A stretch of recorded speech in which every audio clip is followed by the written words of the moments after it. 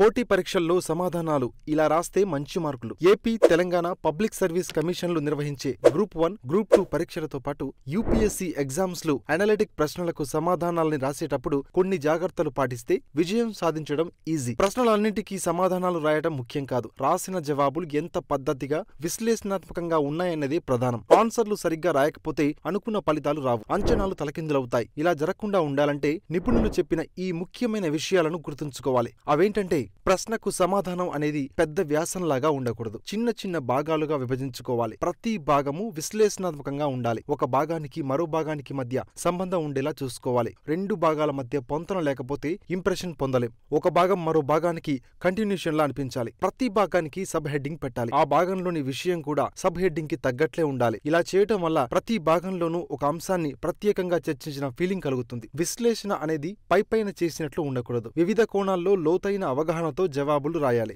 సమస్యకు దారితీసిన కారణాలు సహేతుకంగా ఉండాలి. విశ్లేషణలో అనుకూల అంశాలతో పాటు ప్రతికూల అంశాలను చేర్చాలి. ఉదాహరణల్ని కూడా జోడిస్తే సమాధానం అర్థవంతంగా ఉంటుంది. సమాధానానికి సంబంధించిన అదనపు సమాచారాన్ని, వర్తమాన అంశాలను సమన్వయం చేసుకోవాలి. ప్రభుత్వ పథకాల గురించి రాసేటప్పుడు ప్రయోజనాలతో పాటు నష్టాలను కూడా పొందుపరచాలి. సమాధానంలో మన అభిప్రాయాలను, వాటి ప్రభావాలను, ప్రాముఖ్యతను తెలియబరచాలి. రెండు అంశాలను మిళితం చేసేటప్పుడు వాటి మధ్య సారూప్యతలను, వ్యత్యాసాలను వివరించాలి. మన వాదనలు లాజికల్ గా ఉండాలి. సమస్యకు చివర్లో పరిష్కారం రాసేటప్పుడు పైన చెప్పిన అంశాలన్నింటినీ సమతుల్యం చేసుకోవాలి.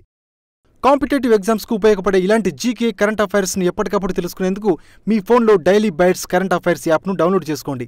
ఈ పోటీ ప్రపంచంలో నిరంతర అప్డేట్గా ఉండండి.